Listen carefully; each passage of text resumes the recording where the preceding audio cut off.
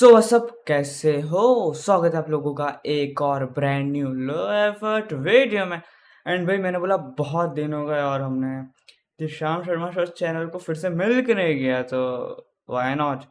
तो आज हम देखने वाले how Amit Shah took revenge for 2024 against his enemies. Well basically यहाँ पर वेस्ट बंगाल की बात हो रही है, तो लेट्स गो।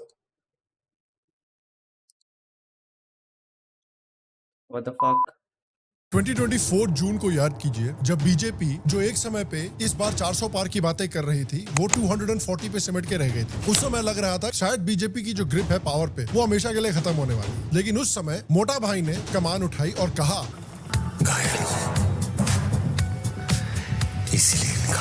और उन्होंने पर्सनल रिस्पॉन्सिबिलिटी ले ली आने वाले सारे इलेक्शन। एंड जो ये टाइम था जब ब्लैक 246 गए थे, तो वहां पर लाइक एग्जैक्टली किसी एक स्पेसिफिक अपोजिशन ने बहुत अच्छे कैंपेन्स या फिर बहुत अच्छा कुछ ऑफर नहीं किया था। एट द एंड सब साले आके फ्रीबीज ही ऑफर कर रहे थे।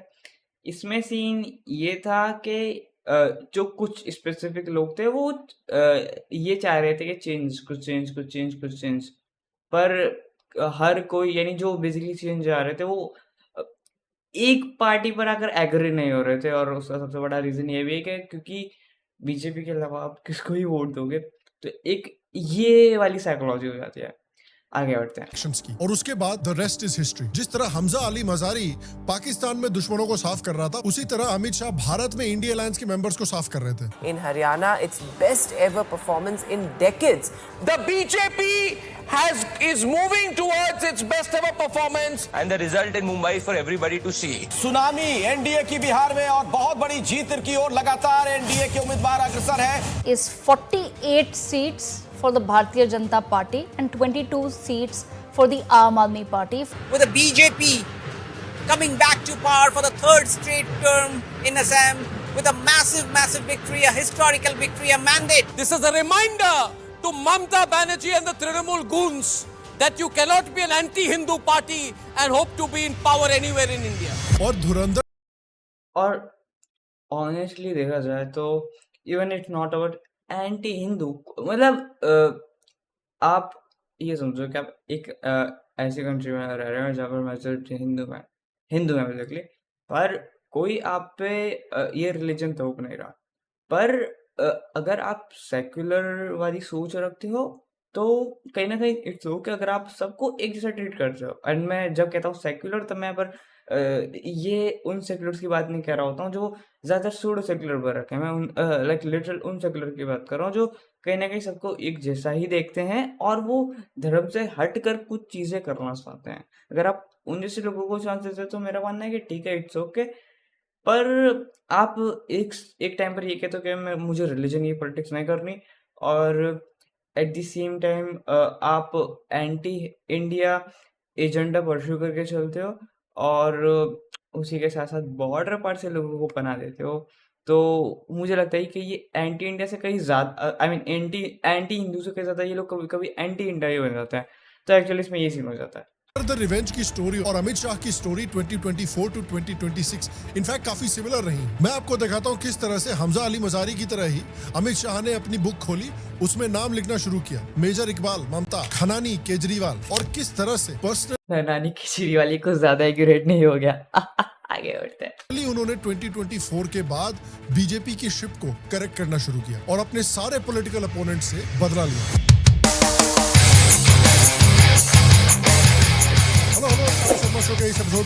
ये इंट्रो की आवाज इन्होंने बढ़ा दी कि मुझे ही ज्यादा लग रही है।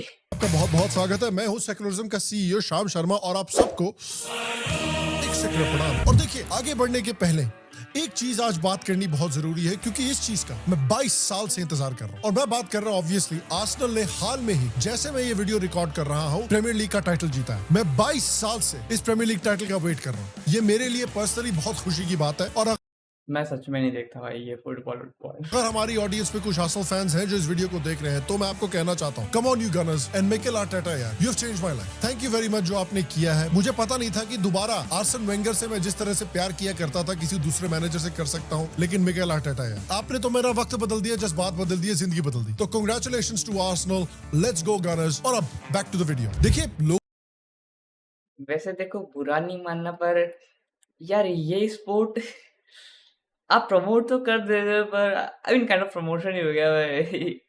इधर कोई नहीं देखेगा ज़्यादा मतलब ज़्यादा नंबर्स नहीं है आई डू बिलीव है देखने वाले पर उतने ज़्यादा नंबर्स नहीं है। लोगों को शायद ये बात याद नहीं हो, लेकिन 2024 के इलेक्शन के बाद बहुत लोग ये मानते थे कि बीजेपी बहुत प्रिकेरियस पोजीशन में है। बहुत सारे लोग तो बीजेपी को इस तरह से राइट ऑफ कर रहे थे जैसे आजकल लोग नई वायरस स्पाई वर्स की मूवी को राइट ऑफ करते हैं। काफी लोग कह रहे थे कि बीजेपी तो बेसिकली अब कांग्रेस में बदल चुकी है। लोग कह रहे थे कि मोदी ने अपनी ऑरा पूरी तरह से नहीं, नहीं। देखो स्टिल बीजेपी कितना बुरा ही क्यों ना परफॉर्म कर ले वो कांग्रेस से तो काफी ज्यादा दूरी रहेगी मेरा तो ये मानना है। खो दी है। सिचुएशन अच्छी नहीं लग रही थी। 2014 के बाद पहली बार बीजेपी मेजोरिटी से शॉर्ट रही और उन्हें कोलिशन गवर्नमेंट बनानी पड़ी। मोदी अपनी खुद की विक्ट्री सेलिब्रेशन में विजिबली सैड लग रहे थे। तो इतनी बुरी हालत बीजेपी की कैसे हुई? और बहुत सारे लोग थे, चाहे यूट्यूबर्स हो, चाहे कमेंटेटर्स हो, चाहे बड़े बड़े पॉलिटिकल एनालिस्ट हो, वो कह रहे थे कि भाई बीजेपी तो अब खत्म। कुछ लोग कह रहे थे कि शेड्यूल ट्राइब्स ने बीजेपी का साथ छोड़ दिया। कुछ लोग कह रहे थे कि भाई जनरल कैटेगरी ने बीजेपी का साथ छोड़ दिया, अब कभी भी बीजेपी को वोट नहीं देंगे। दुग्गल साहब जैसे कुछ लोग बोल रहे थे कि भाई यूथ ने बीजेपी का साथ छोड़ दिया 2024 से और अब कभी भी बीजेपी को वोट नहीं देंगे। तो क्या हालत हो रखी थी बीजेपी की, समझने की कोशिश कीजिए। एक तो ना मैं एक चीज बताता हूँ देखो कि ये जो ध्रुव राठी जैसे क्रिएटर्स होते हैं ना वो कहीं ना कहीं हम जैसे लोगों की वजह से ही कह सकते हो एक सीन मेरे पता लाइक वो तभी तभी वो हाइप रहते हैं। तो हम क्यों उन्हें उतनी अटेंशन देते हैं मतलब क्यों हर बार क्यों डिस्कशन करना होता है। हाँ भाई एक आधा बार पॉइंट आउट कर दिया हो गया चलो आगे बढ़ो। पर अगर अपने ना हर बार ध्रुव राठी ना देखो जबकि हमको पता है कि वो लोग हमेशा ऐसी बातें करेंगे ही वो हमेशा एक विंग की तरफ कहीं ना कहीं कह सकते हो झुकाव है ही उनका और कहीं ना कहीं सबका है। पर उनके सिनेरियो में फर्क ये हो जाता है कि वो कभी कभी एंटी नेशन चले जाते हैं जो कि यही एक सबसे बड़ा रीजन है कि क्यों उन्हें नहीं पसंद किया जाता। तो जब आपको पता है कि उनकी सेम ही हरकतें हैं तो क्यों उन्हें बार-बार ऐसे इंट्रोड्यूस करना है कि देखो इसने ऐसा बोल दिया, अरे पता है वो साला है ही ऐसा, ऐसे ही बोलेगा ना। आगे बढ़ते हैं। हुआ ये कि अब की बार 400 पार का जो ये नारा लगाया था बीजेपी ने इलेक्शन के पहले, वो पूरी तरह से बैकफायर कर गया। उसका बीजेपी के इलेक्शंस पर वही इंपैक्ट हुआ जो रणवीर के जोक का समय रैना के शो पर हुआ था। ऑपोजिशन इंडिया ब्लॉक ने 400 सीट टारगेट को एक पोटेंट नैरेटिव में कन्वर्ट कर दिया। उन्होंने कहा कि भाई अगर बीजेपी की सुपर मेजोरिटी आ जाती है तो बाबा साहब अम्बेडकर का बनाया हुआ कॉन्स्टिट्यूशन वो बदल देगी और बैकवर्ड क्लासेस का और शेड्यूल कास्ट का रिजर्वेशन खत्म कर देगी। जो भी आज आदिवासियों को, दलितों को, पिछड़ों को मिलता है वो इसके कारण मिलता है। और बीजेपी के नेताओं ने साफ बोल दिया है कि अगर वो चुनाव जीतेंगे तो वो इस किताब को बदल के परे कर देंगे। इसलिए उन्होंने 400 सीट का नारा दिया था। और ये मैसेज स्पेसिफिकली ओबीसी, दलित और ट्राइबल कम्युनिटीज में काफी जोरों से फैलाया गया। एग्जैक्टली वही ग्रुप्स जिनको बीजेपी 2024 में रिटेन करना चाहती थी। उत्तर प्रदेश का एग्जांपल अगर आप ले तो जो बीजेपी का एक समय पे स्ट्रॉन्ग होल्ड था, वहां पर समाजवादी पार्टी ने पीडीए कोalition को टारगेट किया, यानी पिछड़े, दलित और आदिवासी। वही जातिवाद बेसिकली। बीजेपी की सोशल इंजीनियरिंग फ्रैगमेंट कर दी गई और पार्टी ने जहां पर 62 सीट जीती थी 29 में, गिर के सिर्फ 33 पर आ गई। महाराष्ट्र में महाविकास आघाड़ी ने 48 में से 30 लोकसभा सीट स्वीप की, मराठा रिजर्वेशन, फार्मर डिस्ट्रेस और कॉन्स्टिट्यूशनल नैरेटिव को एक्सप्लॉइट करके। तो इंडी ब्लॉक की जो सक्सेस थी 2024 में, वो 4 पिलर्स पे टिकी हुई थी। नंबर 1, यूनिफाइड कॉन्स्टिट्यूशनल प्रिजर्वेशन का नैरेटिव कि भाई हम SC, ST, OBC में झूठी एंग्जाइटी पैदा करें। दूसरा, सपा की पीडीए की आउटरीच, यूपी में OBC सबकास्ट को बीजेपी मतलब मैंने वीडियो के स्टार्टिंग में भी सेम बात बोली थी कि इनके जो कैंपेन्स हो यानी इनके पास कुछ खास था नहीं ऑफर करने के लिए। इन्होंने बेसिकली रूलिंग गवर्नमेंट की कहीं ना कहीं एक डाउनसाइड इमेज बना दी थी और जिस वजह से इम्पैक्ट भी देखने को मिला था हमको से दूर करने की कोशिश। तीसरा, मराठा रिजर्वेशन एजिटेशन, महाराष्ट्र में बीजेपी की जो सोशल कोalition बनी हुई थी उसको डिसरप्ट किया गया था। चौथा, की स्टेट्स में सीट शेयरिंग डिसिप्लिन। जनरली तो देखिए इंडिया अलायंस वाले जो हैं वो एक दूसरे से उतनी नफरत करते हैं जितनी शिया सुन्नी एक दूसरे से नफरत करते हैं, लेकिन वो बीजेपी से और भी ज्यादा नफरत करते हैं, जिस तरह शिया सुन्नी यहूदियों से ज्यादा नफरत करते हैं। एक बार शिया सुन्नी साथ मिलकर यहूदियों को मार ले, उसके बाद वो एक दूसरे को मारना शुरू करेंगे। और इसी फिलॉसफी से इंडिया अलायंस भी ऑपरेट कर रहा था कि भाई ये बात ना काफी हद तक सच है कि मतलब मुस्लिम्स ना आई डोंट नो व्हाई पर वो ज्यूज लोगों से बहुत ज्यादा ही ऑब्सेस्ड है। मतलब तुम सोशल मीडिया पे देख लोगे ना कि लाइक कुछ भी लाइक ज्यूज के रिलेटेड कौन वो चल रही है कोई भी ज्यूज का रिलेटेड पोस्ट है भाई ये लोग लगे पड़े हैं, ज़्यादा तुमको मेजॉरिटी मुस्लिम मिलेंगे। तो हाँ, ये चीज़ तो काफ़ी हद तक ट्रू है। एक बार बीजेपी को खत्म कर लेते हैं, उसके बाद एक दूसरे को काटना शुरू करेंगे। तो लेकिन 2024 में उन्होंने ये डिसिप्लिन काफी अच्छा दिखाया कि बीजेपी के अगेंस्ट वोट फ्रैगमेंटेशन रोका, और उस समय पर लोगों को लग रहा था कि इनके पास बीजेपी को डिफीट करने के लिए परफेक्ट फॉर्मूला मिल गया है। लेकिन उन्होंने एक आदमी का हिसाब नहीं लगाया, और उस आदमी का नाम था अमित शाह। अमित शाह देखिए, इन्होंने अपना पॉलिटिकल करियर 1980 में एक आरएसएस स्वयंसेवक के रूप में शुरू किया था। फिर 1986 में इन्होंने बीजेपी ज्वाइन की थी। मोदी के साथ इन्होंने पार्टनरशिप गुजरात में शुरू की, जहां शाह होम मिनिस्टर थे। 2013-2014 में नेशनल प्रोमिनेंस उनको मिली जब वो यूपी में बीजेपी के इंचार्ज बनाए गए और पार्टी को 80 में से 71 सीट्स दिलाई। वेटरन लॉयल और बीजेपी पॉलिटिशियन यतिन ओझा ने कहा था इसीलिए कि शाह को भगवान का गिफ्ट मिला है, चाणक्य से भी तेज दिमाग, और इसलिए उनको बीजेपी का और इंडिया का नया चाणक्य बोला जाने लगा। 2014 में बीजेपी के वो यंगेस्ट एवर पार्टी प्रेसिडेंट बने। 2020 तक वो पोजीशन उन्होंने रखी। 2019 से होम मिनिस्टर है, इंडिया के longest ever serving home minister है। तो देखिए, शाह का रोल इस ऑर्गेनाइजेशन में समझने की कोशिश कीजिए। मोदी का जो रोल है वो बहुत पब्लिक फेसिंग है, वो है पार्टी के फेस। शाह का जो रोल है वो ऑर्गेनाइजेशनल प्रिसीजन और डेवलपमेंट का है। हाँ, लाइक इफ अपने कोडिंग की भाषा में कहें तो जो अमित शाह हैं वो बेसिकली बैक एंड हैंडल करते हैं, लाइक पाइथन, C++, और नरेंद्र मोदी इज लाइक के जो वो बेसिकली इंटरफेस है HTML, सिंपल साधारण भाषा में बोलूँ तो हाँ, हम ऐसा कुछ कह सकते हैं। स्टेट्स को बूथ में तोड़ना, स्विंग कम्युनिटीज को सब कास्ट लेवल पे आइडेंटिफाई करना, वेलफेयर को टारगेटेड इंस्ट्रूमेंट की तरह डिप्लॉय करना, ग्राउंड एग्जीक्यूशन पर्सनली सुपरवाइज करना, ये सारा काम अमित शाह का है। शाह का सिग्नेचर अप्रोच के कुछ इंटरलॉकिंग एलिमेंट्स हैं, जैसे बूथ लेवल आर्किटेक्चर डिजाइन करना। बूथ को A स्ट्रॉन्ग, B अनसर्टन और C वीक कैटेगराइज किया जाता है। हर एक के लिए कस्टमाइज स्ट्रेटजी बनाई जाती है। हर बूथ पर एक पन्ना प्रमुख होता है, एक पेज लेवल कोऑर्डिनेटर जो इलेक्टोरल रोल में स्पेसिफिक वोटर्स के लिए रिस्पॉन्सिबल होता है। दूसरी स्ट्रेटजी है micro OBC management. BJP OBC को एक मोनोलिथ की तरह ट्रीट नहीं करती। शाह की टीम ब्रॉडर ओबीसी ब्लॉक्स के अंदर सब कास्ट और स्मॉलर कम्युनिटीज आइडेंटिफाई करती है और हर एक के लिए एक टारगेटेड वेलफेयर आउटरीच डेवलप की जाती है। शाह फेमस है, रात में 8-9 बजे कंस्टिट्यूएंसी लेवल पे स्ट्रेटजी रिव्यू शुरू करते हैं और 3-4 बजे तक चलते रहते हैं। Back to back strategy sessions किए जाते हैं इलेक्शंस के समय पर लीडर्स के साथ। और वो चौथी चीज जिसके लिए फेमस है वो है नैरेटिव इन्वर्जन। जब भी ऑपोजिशन कोई डैमेजिंग नैरेटिव बिल्ड करती है, शाह उसको सिर्फ डिनाई नहीं करते बल्कि एक स्ट्रॉन्ग काउंटर नैरेटिव डेवलप किया जाता है जो ऑपोजिशन को ही डिफेंसिव पे डाल। ये बैकग्राउंड म्यूजिक वीडियो में है क्या, मतलब हाँ वीडियो में देता है। और देखिए, ये सारे एग्जैक्ट स्किल्स वो नहीं, क्योंकि थोड़ा सा ना ये अननोइंग लग रहा है, ये जो बैकग्राउंड म्यूजिक ऐड किया। 2024 के पहले यूपी में दिखा चुके हैं। 2014 में लोकसभा इलेक्शन के समय जब बीजेपी गुजरात के अलावा और किसी भी स्टेट में एक स्टॉन्च मेजोरिटी नहीं होल्ड करती थी, उस समय यूपी में भी बीजेपी का कोई रेलेवेंस नहीं था। उस समय अखिलेश यादव चीफ मिनिस्टर हुआ करते थे। ये लेजेंड। टोंटी लेकर के आया हूँ, और टोंटी इसलिए लेके आया हूँ, अगर सरकार को ये लगे कि कोई टोंटी मैं लेके चला गया हूँ, सरकार हमारा गिनती में बता दे, मैं पूरी की पूरी टोंटी देने के लिए तैयार हूँ। 2012 के इलेक्शन में समाजवादी पार्टी ने 224 सीट्स के साथ यूपी में अपने दम पर सरकार बनाई थी। लेकिन 2014 में अमित शाह ने पर्सनल भार लिया उत्तर प्रदेश इलेक्शन जीतने का। उन्होंने 4 लेयर्स की प्लानिंग शुरू की, seat level, cluster level, zonal level और फाइनली स्टेट लेवल। और हर एक लेवल के लिए एक स्पेशलाइज्ड प्लान इंप्लीमेंट किया गया। और हर एक लेवल के प्लान पे क्या कास्ट मैट्रिक्स है, कैसे अलग अलग कास्ट ग्रुप्स को टारगेट करना है, वो यहाँ पर आप स्टिल एक सेम पैटर्न नोटिस करोगे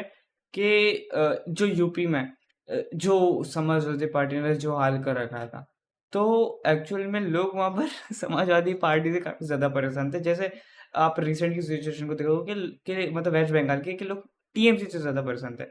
तो एक्चुअली में अगर समाजवादी पार्टी जो बेसिकली यहाँ की लोकल पार्टी है, वो अगर अच्छे काम करती तो लोग उन्हें क्यों नहीं वोट देते। पर बात यह है कि बीजेपी को भी आने का मौका तभी मिला है, आप भले चाहे कोई भी स्टेट की बात कर लो, वो तभी मिला है कि जब वहाँ पर जो लोकल पार्टी हो गई या फिर कांग्रेस, अरे कांग्रेस सर्वाइव भी काम कर रही है, आगे बढ़ते हैं चलो। उन्होंने बिल्कुल माइक्रो लेवल पे टारगेटिंग शुरू की। जब पूरे स्टेट को बिजली जाती है तो माइनॉरिटी के घर में भी बिजली जाएगी। पूरे स्टेट में रोड बनते हैं तो उसका उपयोग माइनॉरिटी भी करेगा। पूरे स्टेट के शिक्षा का अपग्रेडेशन होता है तो उसका देखो काफी सिंपल सादी बात है कि वादे हर एक पॉलिटिकल पार्टी करती है और 100% कोई भी पूरे नहीं करता। पर फर्क ये हो जाता है कि इफ लोग अदर पॉलिटिकल पार्टीज को चूज करते हैं तो उन्हें लगभग 10 या 15% होता है कि उन्हें चेंजेस दिखता है ऑन ग्राउंड। पर इफ लोग बीजेपी को चूज करते हैं तो 50 to 60 और किन्हीं स्टेट्स में जैसे बिहार जैसे स्टेट्स की बात करो तो मे बी 30 to 40। यानी बीजेपी को वोट देने के बाद जो ग्राउंड लेवल पे हमको आउटकम दिखता है वो ज़्यादा होता है as compared to other political parties. और यही एक सबसे बड़ा रीज़न है कि क्यों लोग दूसरी या इवन तीसरी बार भी इवन लगातार बीजेपी को वोट देते हैं। का उपयोग माइनॉरिटी के बच्चों के लिए भी होगा। पूरे स्टेट में स्वास्थ्य सुविधाओं का अपग्रेडेशन होता है तो उसका फायदा बीमार माइनॉरिटी के लोगों को भी होगा। और सिर्फ कास्ट पॉलिटिक्स ही नहीं बल्कि वो डेवलपमेंट का मुद्दा भी साथ में आगे बढ़ा रहे थे। उसके साथ साथ law and order and even मैंने अभी बिहार की बात की तो इवन बिहार में तो पूरी तरीके से बीजेपी है भी नहीं। वो मुझे ज़्यादा कहते हैं एक जेडीयू के साथ बेसिकली उन्होंने गठबंधन बनाया हुआ है एंड जेडीयू भी ऑन लोग इस टाइप की पार्टी है। तो आई गेस अमित शाह ने क्लियर बोला होगा देखो ही हम इंटरफेयर नहीं करेंगे एंड जस्ट आपको हमारे सिनेरियोज में इंटरफेयर नहीं करना है। तो हाँ ये सीन है। बाकी बिहार ना एक अलग लीग में खेलता है, ठीक है। इसके रिलेटेड ना हम कोई और वीडियो में डिटेल में बात करेंगे, ठीक है। इफ़ आप चाहते हो तो कमेंट सेक्शन में बता सकते हो। एंड इफ़ आपकी नज़र में है कोई यूट्यूब चैनल या फिर कोई यूट्यूब वीडियो जिसके रिगार्डिंग बात करता हो तो भाई बिल्कुल कमेंट सेक्शन खुला हुआ है, आप जाके राय दे सकते हो। आगे बढ़ते हैं। फिक्स करने का मुद्दा भी आगे बढ़ा रहे थे तो मल्टीपल लेवल पे ये गेम खेल रहे थे। और ये स्ट्रैटेजी अमित शाह की और बीजेपी की ये उसी समय से क्लियर हो गई थी कि ये गेम कैसे खेलते हैं। कि एक तरफ ये माइक्रो टारगेटिंग करते हैं, ये कास्ट मैट्रिक्स को समझते हैं, ये समझते हैं कि अनफॉर्चुनेटली इंडियन पॉलिटिक्स की आज रियलिटी ये है कि आपको कास्ट बाय कास्ट लोगों को टारगेट करके अपनी तरफ खींचना पड़ेगा। But at the same time इनका एक ओवर आर्चिंग गोल भी है कि लॉन्ग टर्म में ये गेम हमें ना खेलना पड़े। लॉन्ग टर्म में लोग कास्ट पे फोकस नहीं करें, हिंदुत्व और नेशनलिज्म पे ज्यादा फोकस रहे। तो वो उस लेवल से भी वोटर्स को टारगेट करते हैं while at the same time understanding कि भाई ये गेम कैसे खेला जाता है, क्योंकि सारी ऑपोजिशन कास्ट के बेसिस पे खेल रही है गेम। और उसका रिजल्ट आप देखिए कि 2014 में बीजेपी ने यूपी के अंदर 79 में से 73 सीट जीत ली थी। इतना बड़ा मैंडेट था कि खुद अमित शाह ने एक्सपेक्ट नहीं किया था। 73 का तो अंदाज नहीं था, मगर जब 55 के ऊपर हम चले जाते हैं, 50 के ऊपर चले जाते हैं तो कारपेट बॉम्बिंग की तरह पूरा वेव जाता है और बाद में कुछ भी कर सकता है। मगर मैं संभल कर 50 के 55 के बीच में बोलता था। 2017 में भी देखिए बीजेपी ने कितनी बड़ी जीत हासिल की उत्तर प्रदेश में और योगी आदित्यनाथ फाइनली उत्तर प्रदेश के चीफ मिनिस्टर बनते हैं। और 2017 से 2026 तक देखिए यही गाना चलता हुआ आ रहा है as far as Akhilesh ji का political career is concerned.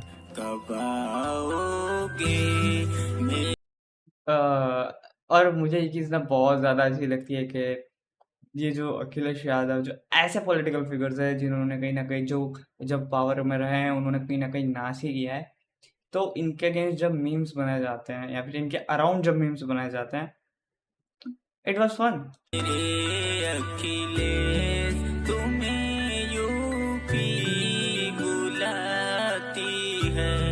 Hamza Ali Mazari की तरह अमित शाह टेबल पे बैठे, उन्होंने अपनी नोटबुक खोली कि भाई जिन जिन ने मुझे घायल किया है उन सब से बदला लिया जाएगा और उनके नाम लिखने शुरू किए अपने नोटबुक में। हुड्डा, केजरीवाल, तेजस्वी यादव, गोगोई, ठाकरे और फाइनली बैनर्जी। और देखिए कैसे लाइन से इनको टारगेट किया गया है। हरियाणा से शुरू करते हैं। हरियाणा में 10 साल की एंटी इनकम्बेंसी थी, जाट फार्मर एजिटेशन था, अग्निवीर स्कीम पर गुस्सा था। ऑलमोस्ट सारे एग्जिट पोल्स कह रहे थे कि कांग्रेस जीतने वाली है। उसके बावजूद भी बीजेपी ने 90 में से ऑलमोस्ट 50 सीटें जीती है। उनका बेस्ट एवर हरियाणा का परफॉर्मेंस रहा है। और देखिए क्या गेम खेला अमित शाह ने। मार्च 2024 में उन्होंने long serving CM Manohar Lal Khattar को रिप्लेस किया ओबीसी लीडर नायाब सिंह सैनी से।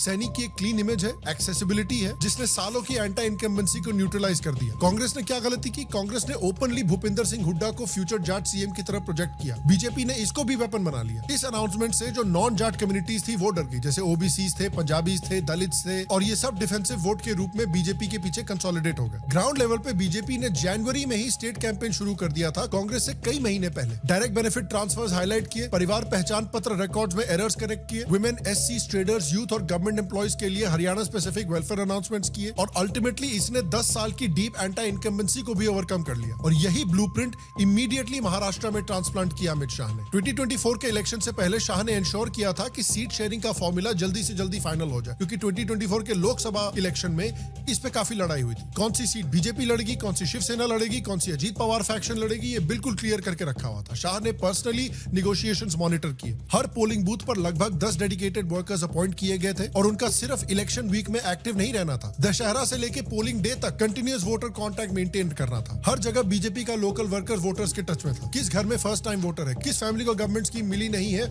उसको दिलवानी है। इसमें क्लियर नैरेटिव बनाया गया था कि महायुति और बीजेपी मींस डेवलपमेंट और एमवीए यानी महाविकास आघाड़ी मींस डिस्ट्रक्शन और करप्शन और माइनॉरिटी अपीजमेंट। तो लोकसभा इलेक्शन में जो मुस्लिम पोलराइजेशन की वजह से बीजेपी को नुकसान हुआ था, उसको बीजेपी ने हिंदू पोलराइजेशन में बदल दिया। उन्होंने कहा कि भाई मुस्लिम वोट्स को जीतने से बेहतर है कि आप हिंदू यूनिटी पर डबल डाउन कीजिए।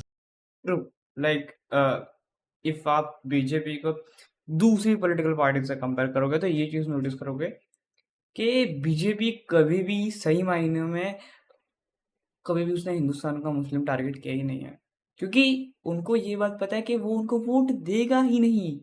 तो हाँ, ये जरूर पॉसिबल है कि मतलब बहुत से ऐसे लाइक एरियाज या फिर मैं कहूँ जहाँ पे पॉपुलेशन ज़्यादा है, वहाँ पर हो सकता है कि उन्होंने एमएलएस खड़े कर दिए, पर इवन जो एमएलएस है वो ये मान लो कहीं ना कहीं वो खुद भी लॉयल नहीं होंगे या फिर शायद होंगे भी। पर इफ आप लाइक ऑल ओवर इंडिया के पर्सपेक्टिव से, मतलब क्या कहने जा रहा हूँ मैं, हाँ कभी कभी मैं खुद भूल जाता हूँ या फिर मैं कहूँ मैं खुद कंफ्यूज हो जाता हूँ। हाँ, पर मैं ये कह रहा हूँ कि अगर आप एक उस पर्सपेक्टिव, एक मुस्लिम के पर्सपेक्टिव से देखोगे तो वो बीजेपी को वोट नहीं देगा। इवन वो कांग्रेस से भी कहीं ना कहीं नफरत करता है, पर वो बीजेपी से कहीं ज्यादा नफरत करता है। एंड आई नो मेरी बातें कुछ लोगों को ऑफेंड कर सकती है, पर it is what it is. BJP ने इलेक्शन को लव जिहाद, लैंड जिहाद, वोट जिहाद जैसे थीम्स के अराउंड फ्रेम किया। मैनिफेस्टो में एग्जैक्टली लाइक बीजेपी ने खुल के ये सब मुद्दे उठाए, और वहीं on the other and if Congress या फिर दूसरी किसी पॉलिटिकल पार्टीज की बात कर लो तो वो बस अपने मुस्लिम वोटर्स को निराश नहीं करना चाहती थी, और इस वजह से वो मतलब न्यूट्रल तो मैं क्या ही बोलूँ, पर हाँ एंटी हिंदू बन के ज्यादातर बार एंटी इंडिया भी रही। एंटी कन्वर्जन लॉ का प्रॉमिस किया, जो मराठास का एजिटेशन चल रहा था, जिसकी वजह से दूसरी ओबीसी कम्युनिटीज में बहुत एंजाइटी हुई। ओबीसी ग्रुप्स को लगा कि एमवीए अलायंस मराठा के डिमांड्स के साथ जाएगा। इस वजह से जो ओबीसी वोट था वो डिसाइसिवली बीजेपी के पास आया। महाराष्ट्र में पार्टी ने और प्रिसीजन से प्ले किया। उन्होंने माधवा स्ट्रेटेजी यूज की, यानी माली, ढांगर और वंजारी। ये ओबीसी ग्रुप्स महाराष्ट्र की पॉलिटिक्स का काफी बड़ा डिसाइडर है। 38% इनकी पॉपुलेशन है, 175 सीट्स पर इनका इन्फ्लुएंस है। ऑपोजिशन कह रही थी कि मराठा रिजर्वेशन के लिए ओबीसी कोटा डाइल्यूट होगा। देवेंद्र फडणवीस ने लेकिन इमीडिएटली इस क्राइसिस को डिफ्यूज किया, प्रोसीजरल कंसेशंस दिए, लेकिन कहा कि ओबीसी कोटा स्ट्रक्चर को फंडामेंटली चेंज नहीं किया जाएगा। इससे मराठा वोट का कंप्लीट कंसोलिडेशन बीजेपी के खिलाफ होने से भी बच गया। मराठा समाज ये educationally and socially backward class है, ऐसा उन्होंने उसको प्रमाणित किया है। उसको आरक्षण दिया जाना चाहिए, ये भी उसको उन्होंने प्रमाणित किया है। इन तीनों सिफारिशों को राज्य सरकार ने स्वीकारा है। और फडणवीस ने इसमें अपने आप को बड़े अच्छे से पोजीशन किया। उन्होंने बेसिकली हर एक कम्युनिटी के डिफेंडर की तरह अपने आप को। और भाई एक तो यार एज अ जनरल जब भी मैं रिजर्वेशन सुनता हूँ भाई, मतलब हिट करती है भाई, अंदर से बातें हिट करती है। आगे बढ़ता है। पोजीशन किया। सिर्फ ये नहीं कि हम अपर कास्ट को और बनियास को देख रहे हैं, उन्होंने एक्टिवली मराठा लीडर्स को एंगेज किया, साथ में दूसरे ओबीसीज को भी प्रोटेक्टेड फील करवाया। और जो लोकसभा में बीजेपी आरएसएस की मुठभेड़ हुई थी, उसको भी अमित शाह ने इमीडिएटली सारे स्टेट इलेक्शंस के। देखो मानो ना मानो, लेकिन जब भी रिजर्वेशन पे बातें होती हैं, कहीं ना कहीं हम सब भी यही जानते हैं कि ये काफी हद तक गलत है, पर ये नहीं हट सकता। क्यों? क्योंकि ज्यादातर पॉपुलेशन उनकी है जिनको कहीं ना कहीं हम कह सकते हैं डायरेक्टली वन इनडायरेक्टली उनसे एडवांटेज हो रहा है, तो वो अपनी वोटर बैंक तो नहीं छोड़ेंगे।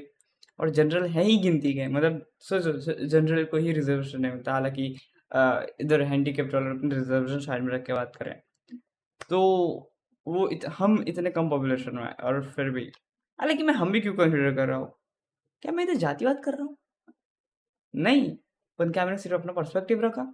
हाँ आगे बढ़ते हैं। फिक्स किया। आरएसएस ने 13 डेडिकेटेड ग्रुप्स फॉर्म किए ऑपोजिशन के नैरेटिव्स काउंटर करने के लिए ऑन द ग्राउंड। और जो लाडकी बहन योजना थी वो भी बहुत बड़ी गेम चेंजर निकली महाराष्ट्र के लिए। उसका रिजल्ट ये हुआ कि विमेन वोटर टर्नआउट 2019 में 59% से बढ़ के 2024 में 65% हो गया था। और women voter as a new voting block for BJP उभर कर आई महाराष्ट्र इलेक्शन के बाद। फिर आता है दिल्ली। दिल्ली को भी अमित शाह ने पर्सनली ले रखा था कि भाई दिल्ली का जो किला है इसमें फाइनली सेंध लगानी है। मोटा भाई दिल्ली को नेशनल नेशनल सिक्योरिटी ऑपरेशन की तरह रन कर रहे थे। दिल्ली कैंपेन का उन्होंने पूरा स्ट्रक्चर चेंज किया। जनरली जो पार्टीज होती है वो बड़ी बड़ी रैलीज करती है, लेकिन उन्होंने देखा कि भाई हम बड़ी रैलीज के बजाय टारगेटेड गैदरिंग्स पे फोकस करेंगे। आम आदमी पार्टी का सबसे बड़ा वेपन था पर्सनल कनेक्शन लोगों के साथ, तो बीजेपी को भी हाइपर लोकल इंटरैक्शन क्रिएट करना पड़ेगा। लेकिन दिल्ली में एक प्रॉब्लम ये थी कि बीजेपी के पास कोई फेस नहीं था और सामने ये आदमी थे। केजरीवाल भड़वा है, केजरीवाल आतंकवादी है, 100 कमीने मरे थे तब एक केजरीवाल पैदा हुआ था।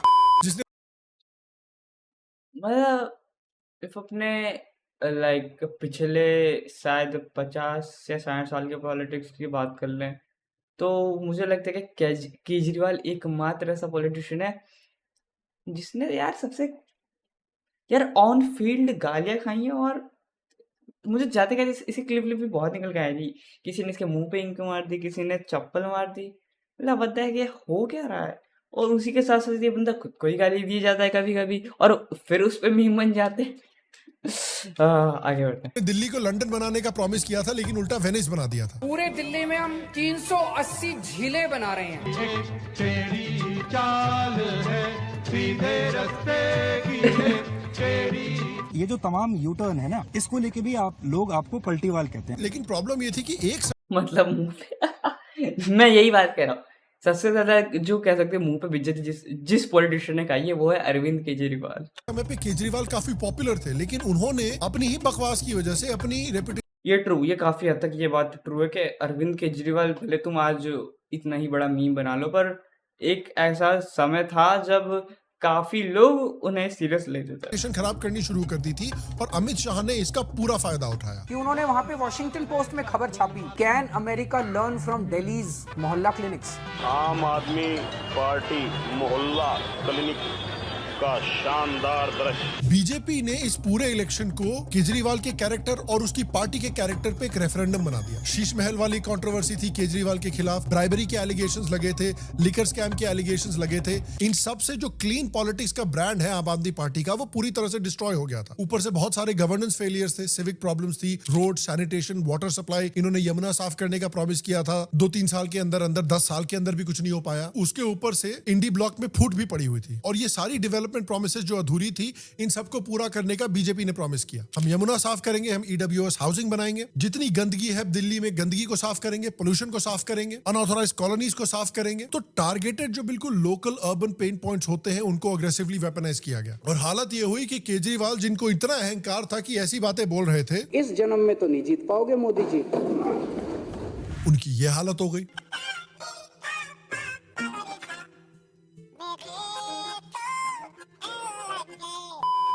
बाकी स्टेट इलेक्शंस में ना ये चीज बहुत ज्यादा तुम नोटिस करोगे कि अगर बीजेपी अगर लोकल पार्टीज के अगेंस्ट उतर चुकी है, तो मामला ना एंड में जाके वैसा नहीं रहता है कि चलो 50-50 का मामला है, थोड़े इसने 2-4 नंबर ज्यादा स्कोर कर दिए। नहीं, बीजेपी स्वाइप कर देती, क्लीन स्वाइप। तो आप देखिए कि इंडी ब्लॉक का एक बड़ा मेंबर तो यहाँ साफ हो गया। उसके बाद आता है बिहार। बिहार में भी जो सबसे बड़ी प्रॉब्लम थी 2020 में कि भाई सीट शेयरिंग प्रॉपर्ली करनी है, वो देखो मुझे ऐसा लगता है कि जैसे बिहार, झारखंड, ये ना एकदम अलग मुद्दे हो जाते हैं। मतलब ये काफी ज्यादा हट कर है। मतलब अगर हम बाकी स्टेट्स के कंपेयर कर रहे हैं तो यहाँ पर इलेक्शन का सिनेरियो काफी ज्यादा अलग होता है, बाकी स्टेट्स में इलेक्शन का सिनेरियो बहुत ज्यादा अलग होता है, और वहाँ पे बहुत सारे प्रॉब्लम्स भी हैं। तो किसी एक वीडियो में ना आराम से डिस्कस करेंगे उसको। आगे बढ़ते हैं। प्रॉब्लम इन्होंने तुरंत 2025 में फिक्स, एकदम अर्ली डिसाइड कर लिए कि कौन सी पार्टी कौन सी सीट्स पे कंटेस्ट करेगी, कौन रहेगा chief ministerial candidate. Amit Shah ने पर्सनली नीतीश कुमार और चिराग पासवान के बीच में मीडिएशन की, क्लियर मैसेजिंग देनी शुरू की अमित शाह ने कि भाई डेवलपमेंट प्लस स्टेबिलिटी जो की है बीजेपी वर्सेस जंगल राज जो की है आरजेडी। अगेन आरएसएस और बीजेपी के बीच की जो लड़ाई थी उसको फिक्स किया गया, और आरएसएस ने बिहार इलेक्शन में बीजेपी के लिए 1000 से ज्यादा ड्रॉइंग रूम मीटिंग्स की, 20,000 से ज्यादा ग्राउंड लेवल वर्कर्स को बिहार इलेक्शन कैंपेन के लिए डिप्लॉय किया गया। अगेन जो महिला फोकस स्कीम्स हरियाणा और महाराष्ट्र में काम कर रही थी, उन्हीं को फिर बिहार में भी डिप्लॉय किया गया। क्लियर फोकस दिया गया बिहार की जनता को चूज करने के लिए। बीजेपी के साथ आइएगा, लॉ एंड ऑर्डर फिक्स होगा। बीजेपी के साथ आइएगा तो जो इन्फिल्ट्रेशन हो रहा है सीमांचल रीजन में इलीगल बांग्लादेशी मुस्लिम्स का, वो बंद किया जाएगा। तीसरा, डेवलपमेंट अगर करवानी है, वेलफेयर अगर करवाना है, तो बीजेपी ही आंसर है। और इसने महिला वोटर्स के साथ काफी रेजोनेट किया। मोदी आएंगे, मोदी मोदी हमारे। अरे मोदी महंगाई बढ़ा दिया। कोई बात ना, महंगाई बढ़ा दिया तो हमारे सब हो जाएगा एडजस्ट। हो जाएगा। हाँ एडजस्ट कर लेंगे। पैसा मिला है? नहीं मिला है, नहीं चाहिए। पैसा नहीं चाहिए? नहीं। तेजस्वी को पैसा नहीं चाहिए? नहीं, किसी के पैसा नहीं चाहिए, अपना मेहनत के पैसा चाहिए, मेहनत के। मेहनत के चाहिए, अपना बाजू के कमाई चाहिए, फालतू के पैसा नहीं चाहिए। हाँ आ रहे हैं, किसी बात के डर नहीं है। नहीं लगता है कि उनको लाना चाहिए? क्या युवा है, मौका दीजिए। हाँ आइए, सब आइए, लेकिन हम देंगे मोदी के वोट। और मुस्लिम प्लस भाई मतलब बहुत बढ़िया लगता है कि जब ऐसे लोग भी फ्रीबीज के अगेंस्ट होते हैं और कहते हैं कि भाई हम तो मेहनत से कमाना चाहते हैं, जो कि कम है, मेरा मानना है, ऐसे नंबर्स कम है, बट स्टिल कि हाँ देख के अच्छा लगता है कि हाँ भाई कुछ लोग हैं जो भाई सच में कमाना चाहते हैं, सिर्फ फ्रीबीज पे नहीं रहना चाहते। आगे बढ़ते हैं। यादव का जो इक्वेशन था आरजेडी का, उसको तोड़ने के लिए शाह ने extremely backward caste, non Yadav OBC और स्मॉलर कम्युनिटीज को अग्रेसिवली माइक्रो टारगेट किया, और यहां पर भी आरजेडी को साफ कर दिया गया। बेसिकली चिराग पासवान का जो एलजेपी है उसको ऑलमोस्ट आरजेडी जितनी सीटें आई हैं। और अगेन हमजा अली मजारी यानी अमित शाह ने अपनी नोटबुक खोली और उसमें तेजस्वी यादव का नाम कट कर दिया। और बंगाल में तो वो हमजा अली मजारी नहीं बल्कि जमील जमाली का रोल प्ले कर रहे थे। मतलब कितने समय से ये बंगाल में काम कर रहे हैं आप देखिए। 2014 के समय से अमित शाह बंगाल पर फोकस कर रहे हैं बीजेपी का स्ट्रेंथ बढ़ाने के लिए। अमित शाह ने 2014 में डिक्लेयर कर दिया था कि वो बंगाल से तृणमूल कांग्रेस का नाम खत्म करने वाले हैं। लेकिन अनलाइक यूपी, इसका रिजल्ट एकदम इंस्टेंटेनियस नहीं था। 2014 में जब बीजेपी ने पहली बार लोकसभा का इलेक्शन जीता, उस साल भी जिस हिसाब से टीएमसी ने वेस्ट बंगाल का नाश किया था, अगर मैं बोल रहा हूँ वो मैं अच्छा नहीं बोल रहा, ठीक है, अगर वो डिसेंट काम भी करती ना वेस्ट बंगाल में, और जो स्टेटमेंट्स पास किए जा रहे थे लाइक रेप केसेस होने के बाद 8 बजे के बाहर नहीं निकलना चाहिए, एक कम्युनिटी को मैं खुला छोड़ दूंगी तो वो तुम लोगों को लाइक ख़त्म कर देगी, ये ना काफ़ी थे बीजेपी को चूज करने के लिए। तो मैं यही बोल रहा हूँ कि अगर उनका डिसेंट परफॉर्मेंस रहता ना, बीजेपी का कोई चांस नहीं था मजाक सेट के। बीजेपी ने बंगाल के अंदर 42 में से बस 2 सीट जीती। 2016 में भी बीजेपी का परफॉर्मेंस ऑलमोस्ट नेग्लिजिबल रहा, बस 3 सीट मिली इनको। लेकिन इन्होंने हार नहीं मानी, धीरे धीरे ये अपनी स्ट्रेंथ बिल्ड करते रहे। आरएसएस कार्डर को भी बिल्ड किया गया। टीएमसी के गुंडों को काउंटर करने के लिए आरएसएस के स्ट्रेंथ को यूटिलाइज किया गया। इन्होंने हिंदू पोलराइजेशन पर भी फोकस किया, डेवलपमेंट एजेंडा पर फोकस किया, जिसका रिजल्ट थोड़ा थोड़ा दिखना शुरू हुआ। 2019 में बीजेपी 2 से सीधा 18 के ऊपर छलांग मारी और फिर इसका मोमेंटम धीरे धीरे फिर यूज करना शुरू किया। शुभेंदु अधिकारी जैसे इंपॉर्टेंट लीडर्स को, इंपॉर्टेंट ग्रास रूट्स लीडर्स को, जिनको पता है कि बंगाल में पॉलिटिक्स कैसे काम करती है, उनको अपनी तरफ पोच किया गया। उनको बीजेपी में ग्रो करने का और बीजेपी में लीडरशिप पोजीशन देने का रिस्पॉन्सिबिलिटी दी गई। सम्मानीय शुभेंदु अधिकारी महाशय के अमित शाह पर्सनली जाके बीजेपी के वर्कर से मिलते थे, जिनको अटैक करते थे टीएमसी वाले, ताकि बीजेपी के जो वर्कर्स हैं उनका मोराल खत्म ना हो। वो उनको अश्योरेंसेस देते थे कि देखिए आप इसी तरह से लगे रहिए, आज ना कल हमारी गवर्नमेंट आने वाली है। अमित शाह ने इंश्योर किया कि 2026 इलेक्शन में कोई चांस नहीं लिया जाए। पहला तो उन्होंने 2.5 लाख सीआरपीएफ जवान वहां पर तैनात किए ताकि इलेक्शन में कुछ धांधली ना हो, और ये सबसे अच्छा डिसीजन था, मैं बोलूं, सीधी तरह से इलेक्शन हो। दूसरा, एसआईआर किया गया बंगाल में, ताकि जो इलीगल वोटर्स हैं, जो इलीगल माइग्रेंट्स हैं, जिनको यहाँ पर सेटल किया गया है, जिनको नकली आधार कार्ड दिए गए हैं, उनका वोट काटा जाए, क्योंकि इलीगल माइग्रेंट्स भारत में क्यों वोट कर रहे हैं। और उसके बाद तो उन्होंने बंगाल कैंपेन में पर्सनल पॉलिटिकल एंगेजमेंट का एक नया स्टैंडर्ड सेट किया। उन्होंने अनाउंस किया कि वो स्टेट में 15 दिन तक रहेंगे। 20 अप्रैल से कोलकाता में लगातार 8 दिन का कैंप किया। रोजाना 16-18 घंटे काम करते थे। सुबह 9 बजे से पब्लिक रैलीज और रोड शोज, शाम को कोलकाता वापस, रात को 13 ऑर्गेनाइजेशनल डिस्ट्रिक्ट्स के लीडर्स के साथ back to back strategy meeting सुबह 4 बजे तक। और आप देखिए कि अमित शाह का फाइनली 12 साल पुराना कमिटमेंट पूरा हुआ और बंगाल के एडमिनिस्ट्रेशन से टीएमसी का नाम साफ हो गया। और जो प्रॉमिस इन्होंने 2014 में किया था, वो प्रॉमिस इन्होंने फाइनली अचीव कर लिया। केंद्रीय पर्यवेक्षक के रूप में मैं श्री शुभेंदु अधिकारी जी को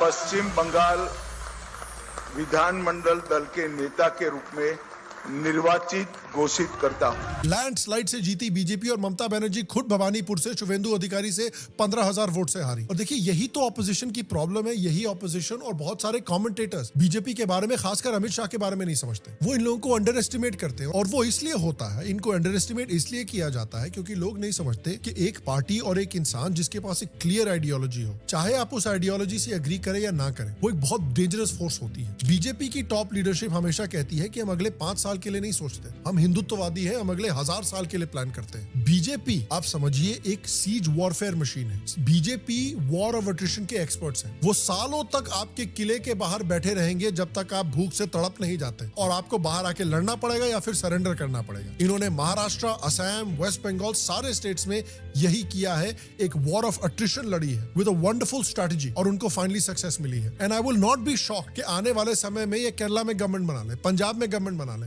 यहां तक कि साला तमिलनाडु में गवर्नमेंट बना ले। और इसीलिए पॉलिटिक्स में और लाइफ में कभी भी इमीडिएटली कंक्लूजन्स पे जंप नहीं करना चाहिए। याद है आपको 2024 इलेक्शंस के बाद लोग बीजेपी और मोदी की ओबिचुअरी लिख रहे थे। लोग कह रहे थे मुझे लगता है कि इन जैसे लोगों पर मीम्स बनते हैं ना, तो वो बहुत बढ़िया है, पर इन्हें सीरियसली नहीं लिया जाना चाहिए।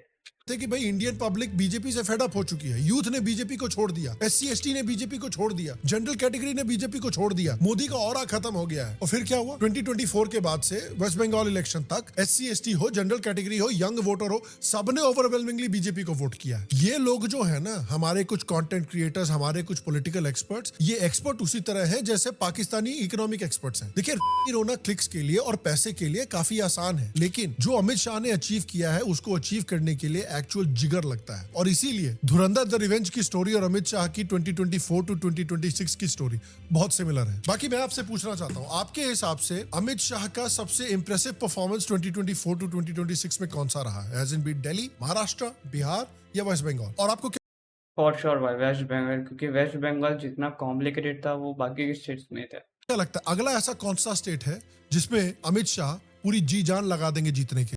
पंजाब, क्योंकि ये लोग पहले बॉर्डर स्टेट्स को टारगेट कर रहे हैं, ये काफी ज्यादा क्लियर हो जाता है। नीचे कमेंट सेक्शन में मुझे जरूर बताएं। Again come on you Gunners, congratulations to Arsenal for winning the 2025-20। देखो मुझे सच में नहीं पता, लेकिन मैं आईपीएल के बारे में जरूर थोड़ा बहुत डिस्कशन कर सकता हूँ। आईपीएल, इवन मैं आईपीएल भी रेगुलर नहीं देखता, क्रिकेट भी उतना नहीं फॉलो करता मैं, पर ठीक है। इफ आप चेस में हो तो मेरी जो दूसरी चैनल चेस हिताशु करके, वहाँ पर चेस के रिलेटेड सारा कंटेंट मिल जाता है। तो इफ आप स्पोर्ट्स की बात कर रहे हो तो वहाँ पर जाके चेकआउट कर सकते हो, ठीक है। एंड आप लोगों का क्या पर्सपेक्टिव है इस होल सिनेरियो को लेकर, let me know in the comment section. फिर मैं मिलता हूं आपसे किसी ऐसे एक और नए वीडियो में, तब तक के लिए सायोनारा।